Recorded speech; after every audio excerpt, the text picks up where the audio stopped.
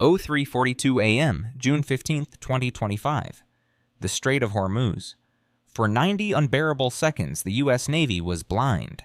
Iranian cyber units had struck first, jamming every radar screen aboard the carrier USS Dwight D. Eisenhower. Thousands of sailors froze as the monitors filled with static. Then, like a nightmare ripping through the dark, the signals returned. 52 hostile drones racing low across the sea. The silence on the bridge turned heavier than steel. Admiral Jonathan Reeves gripped the console. His orders would decide whether 5,000 men and women lived or died. Outside, the night sky flickered red as 6 Fateh 110 missiles launched from Iran's coastline, converging with the swarm. For the first time in decades, the U.S. Navy faced the possibility of losing an aircraft carrier before dawn. The question hung in the air like the scent of burning fuel. Could America survive a storm of drones and missiles while blind? This is the untold story of the battle that shook the world, where technology, courage, and resolve collided in the most dangerous waters on Earth. On the Eisenhower's bridge, the static cleared to a crawling blizzard of returns. Too many, too low, too fast. Reeves didn't wait. Set condition 1 throughout the ship. Red lights flooded the passageways. Damage control teams snapped on masks. In the ready room, pilots strapped in without a word. On the flight deck, the night crew came alive. Yellow shirts waved. Green shirts locked the catapults. Purple shirts rolled fuel. Red shirts armed the jets. An E-2D Hawkeye's twin props whirled. Radar dome humming as its crew pulled up the air picture that jamming had tried to erase. 4 F-35C fighters squatted at the bow, canopies down, AM-120s and AM-9Xs gleaming under their wings. Engines coughed, then roared. Heat wavered over the deck like a mirage. Across the screen, the swarm resolved. 52 Shahed-type drones flying nap of the sea at roughly 115 miles per hour spread in 3 echelons. 6 Fateh 110s arced inbound at high altitude, timers already counting down inside their guidance brains. Far to starboard, the destroyers USS Gravely and USS Carney tightened escort, their AN Spy 1D arrays painting the sky with invisible power. Aegis is solid, Gravely reported. Solutions building. For 90 seconds, the Navy had been blind. Now every second counted. Reeves split the fight. Hawkeye, take control of the air. Carney, prioritize ballistic. Gravely, allocate CRAM and Standard to the low flyers. Ike will launch cap and deck defense. Execute. The sea wind carried a metallic tang. A bosun's whistle cut the dark. The deck crew pointed like choreography as the first jet inched forward, nose wheel locked to the catapult shuttle. Shooter ready! The deck went still, a held breath. Steam hissed. The cat fired. The F-35C vanished into the night, afterburner clawing a white line across the black water. Inside combat, green screens washed faces wax pale. The electronic warfare team fought back into the noise, peeling layers from the Iranian jamming like bark from a branch. Deceptive targets identified. The picture sharpened, real tracks glowed, false echoes dimmed. Then the enemy showed his teeth. Speed spikes lit the scope, fast boats, 18 of them, splitting like a flock to bracket the formation. Swarm surface contacts bearing 075 to 090, range 9 nautical miles, Carney called. On Eisenhower's starboard quarter, a phalanx CIWS shivered to life, barrels thrumming, test spin whining like a chainsaw in a chapel. Reeves tasted salt and cordite that wasn't there yet. We hold the line, he said, more to the ship than to the room. America holds the sea. The second F-35C screamed into the dark. The Hawkeye climbed, a flying lighthouse. Below, the destroyers rolled to bring their VLS to bear. The first bright lances of Standard missiles reached for the sky. Medical teams staged litters by the island, magazines unlocked. The ship's heartbeat quickened into a hard, relentless drum, and the battle truly began. The sea itself seemed to hold its breath. Then the horizon cracked. The first of Iran's Fateh 110 missiles arced higher, its flame burning a wound into the sky. 5 more followed, their trajectories spreading wide like claws closing around the American formation. At the same instant, the swarm of 52 Shahed 136 drones shifted course, breaking into 3 groups, weaving low over the waves to mask themselves from radar lobe detection. On Eisenhower's flight deck, the 3rd and 4th F-35Cs thundered into the dark. Their afterburners painted streaks of fire across the night, slicing toward the drones. The E-2D Hawkeye relayed vectors, yet even its radar flickered, attacked again by electronic interference. "They're trying to blind us twice," the operator hissed. Reeves slammed his fist. "Maintain the picture. We fight in the dark if we must." Destroyer USS Carney launched 2 SM-2 interceptors. White spears ripped upward, colliding with the lead Fateh 110s. The sky blossomed in twin suns, debris raining harmlessly into the sea, but 4 missiles remained, diving fast. 30 seconds to impact, Gravely warned. Below decks, sailors braced, gripping steel, teeth clenched against the unseen hammer racing toward them. Then came the roar of the sea. 18 Iranian fast boats surged forward, their wakes foaming like knives across black water. Each carried rocket pods and heavy machine guns. The swarm split in 3 prongs, attempting to encircle the Eisenhower's escorts. Aegis computers prioritized threats, alarms shrieked, and the close-in weapon systems spun to life. Gatling barrels shrilled a metallic scream as red tracers clawed into the night. On Eisenhower's port side, a Shahed slipped through the defensive net, angling for the carrier's towering island. At 500 meters, the ship's phalanx barked. In less than 3 seconds, 3,000 rounds shredded the drone, turning it into a burning hailstorm that rained down onto the sea. The explosion's shockwave rattled bulkheads, jolting sailors against their stations. "Close. Too close," whispered a petty officer, his voice drowned in the next alarm. Over the radio, Gravely's commander barked, "CRAM engaged." "Engaged!" 2 more drones vaporized mid-air, their fuel igniting the night. But losses loomed. A logistics ship in the convoy took a glancing strike. Fire ripped across its deck, black smoke coiling upward like a signal flare. 23 sailors were already scrambling with extinguishers, flames reflected in their masks. Above it all, the Hawkeye's radar finally pierced the jamming wall. The full picture sharpened. Dozens of hostile tracks converged, every one a dagger pointed at the heart of the formation.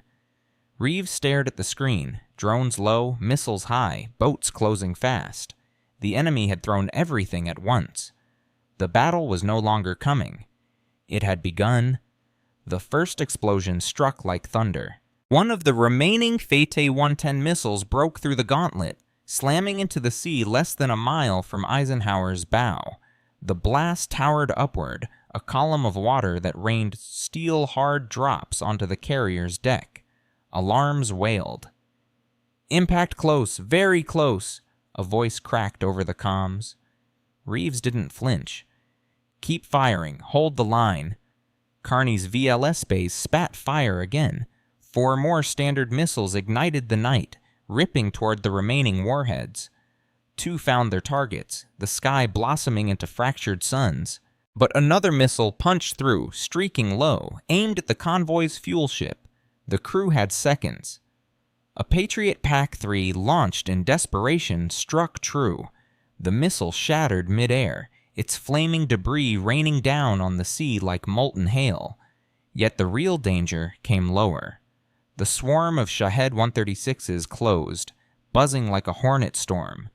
Phalanx cannons screamed from Eisenhower's flanks. Their tracers painted the black sky red, carving drones into fireballs. But numbers mattered. 15 slipped through. 3 angled for the carrier herself. Sailors on deck saw their silhouettes against the burning horizon and froze until F-35C Viper 1 dove from the heavens. 2 AMRAAMs flashed and 2 drones vaporized. The third came on. The pilot rolled, lined up his cannon, and stitched the drone into sparks just 400 yards from the Eisenhower's deck. Debris slammed into the water, sending a shockwave across the hull. On the starboard side, Iranian fast boats screamed into range, rocket trails streaking the night. USS Gravely answered with fury. Its 5-inch gun roared, shells smashing into the lead vessels. 2 boats erupted in fire, men flung into the sea. But the others pressed on, tracers lacing the dark, rounds ricocheting off Gravely's armor. A second volley found a fuel drum on one of the boats. The sea turned into a floating inferno. Then came the unthinkable. A drone struck the logistics ship, tearing a jagged wound into her superstructure. Fire leapt skyward, sailors scrambling to contain it. Reeves heard the casualty reports begin to flow. 27 injured, 2 critical. The carrier group was bleeding, even as it fought. Overhead, the F-35s clawed the night. Dogfighting drones wasn't glorious. It was relentless. Cannon bursts lit the sky, wings sheared from bodies, wreckage tumbling into the black. Yet for every drone shot down, another seemed to rise behind it. Pilots shouted, voices strained. "They're still coming!" And then, for one terrible heartbeat, it seemed America's steel wall might crack. The swarm pressed closer. Missiles still fell. Boats clawed the line. The horizon burned. And the question hung, heavier than the smoke. Could the carrier survive the next 5 minutes? For 30 minutes, the sea had been chaos, fire, steel, and blood. But now came the moment when history bent. Deep beneath the waves, a Virginia-class submarine lurked in silence. USS Colorado had been trailing the Iranian coastline for days, waiting for this very order. In her control room, the captain's voice was steady. Target coordinates confirmed. Tomahawk launch. Fire. The ocean trembled. From hidden tubes, 4 Tomahawk cruise missiles erupted, vanishing into the night. Skimming low, invisible to most radar, they raced toward Iran's drone launch sites along the southern shore. Within minutes, explosions bloomed inland, hangars collapsed, command trucks erupted, and the ground war room coordinating the swarm went dark. Iranian operators screamed into static as their control vanished. Half the remaining drones lost guidance, spiraling wildly into the sea. At the same time, the U.S. Navy unveiled something Iran had not expected. On USS Gravely's deck, the prototype laser weapon system spun to life, its emitter glowing white-hot. "Target lock," the weapons officer said. A single beam lanced through the night, invisible until contact. Then, sudden brilliance. One drone, then another, then 5 in a row, each ignited mid-air, raining down like meteors. Sailors gasped as technology once whispered about in defense journals carved a new chapter in warfare. Above, the F-35s pressed the advantage. With half the swarm blind and the rest hunted by precision beams, the sky shifted. Pilots cheered as their AMRAAMs struck true, clearing paths through the chaos. The E-2D Hawkeye, once drowning in interference, now saw everything. The radar sweep stabilized, painting every surviving hostile with deadly clarity. On the surface, the Iranian fast boats fought on, reckless in their fury. But without drone cover, they were naked before American firepower. USS Carney's 5-inch gun roared again, shredding 3 vessels in seconds. Machine guns on Eisenhower's deck tore into the rest. Explosions dotted the sea, orange against black. Survivors leapt into burning water, their formations shattered. Inside Eisenhower's Combat Information Center, Admiral Reeves leaned forward, his eyes hard. The tide had turned.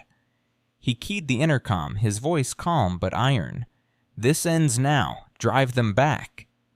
The carrier's deck thundered as another wave of F-35Cs launched, their wings loaded for strike. In less than 5 minutes, the remaining drones were falling like dead birds, their circuits fried, their purpose erased. For Iran, the perfect storm had broken. For America, the silence after the storm was a weapon of its own. The battle was not yet over, but the momentum had shifted, irrevocably, into U.S. hands. 43 minutes after the first contact, the Strait of Hormuz lay littered with wreckage. Smoke coiled across the sea, lit red by burning fuel. Pieces of drones floated like broken wings, bobbing against the waves. Iranian fast boats burned in clusters, their crews scrambling into oil-slick water. The roar of combat had faded into a grim silence, broken only by the crackle of fires and the distant whine of jet engines circling above. On the Eisenhower's deck, damaged crews still battled flames from debris that had fallen dangerously close to the fuel lines. The logistics ship hit earlier was scarred and smoking, her hull twisted, but she floated. 27 sailors were injured. 2 would not see another sunrise. Reeves heard the report and closed his eyes for a moment, then nodded. "Mark them," he said. They stood their post. Iran's losses were staggering. 52 Shahed drones destroyed. 18 fast boats sunk. 6 Fateh 110 missiles fired. None had reached their targets. American steel and Truat's precision had erased them all, yet victory carried weight. The enemy had proven they could coordinate drones, missiles, and swarm tactics in one overwhelming strike. Tonight, they had failed. But tomorrow? The question lingered. Sailors stood by the rails, watching the flames die out. Some whispered in relief. Others clenched fists at the memory of comrades carried below decks on stretchers. The sea smelled of cordite, burning oil, and grief. Above, F-35 pilots reported sky clear. The Hawkeye confirmed. No more contacts. Reeves finally spoke over the ship-wide channel. His words rolled through steel and flesh alike. "Crew of the Eisenhower, tonight you stared into the storm and did not break. You fought blind, you fought under fire, and you stood unshaken. America does not retreat. America does not falter. America endures." Applause and cheers echoed across compartments, even as medics worked and engineers sealed bulkheads. Pride and sorrow walked side by side, as they always did in war. The Strait of Hormuz was open again. Merchant ships that had cut their engines at the first sign of battle now restarted, their captains whispering thanks into radios. The world had watched, breath held, and what they saw was clear. When threatened, the United States Navy still commanded the sea. In the silence that followed Itai, the ocean carried its own verdict. The attack had been erased, not by chance, but by steel, precision, and resolve. The cost was written in names and fiat and fire, but the message thundered louder than the guns. Freedom still sailed. The sun had not yet risen when the last plume of smoke drifted over the Strait of Hormuz. In less than an hour, one of the most dangerous confrontations of the decade had erupted, burned with fury, and ended in silence. For those aboard the Eisenhower and her escorts, the memory would never fade. The static-filled screens, the first warning cry, the firestorms in the night. America had faced a perfect storm. 52 drones, 6 missiles, and 18 fast attack boats unleashed in a single synchronized strike. Iran had gambled everything on shock and saturation.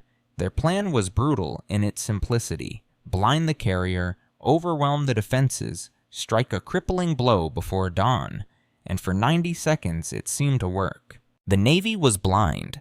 The Eisenhower, cornerstone of the fleet, stood on the edge of disaster, but war does not end in seconds. It tests resolve, and when the world held its breath, America answered with steel. Destroyers. Gravely and Carney fired until their decks shook. The Eisenhower's flight deck roared as F-35Cs tore into the sky, carving drones from the heavens.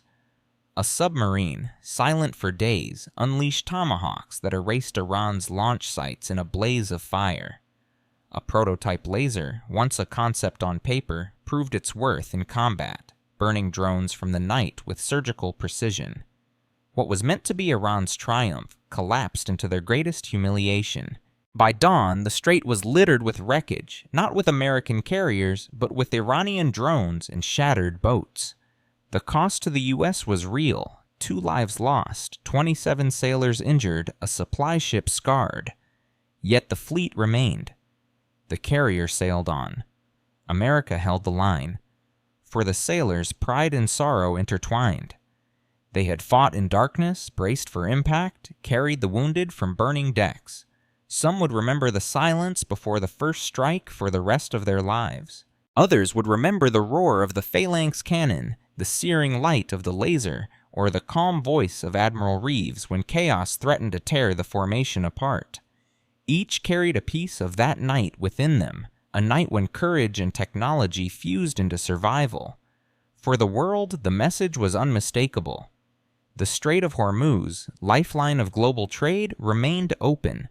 America had proven that even in the face of massed drones, electronic warfare, and missile swarms, its navy could not be broken. And more than that, it had shown the future of war.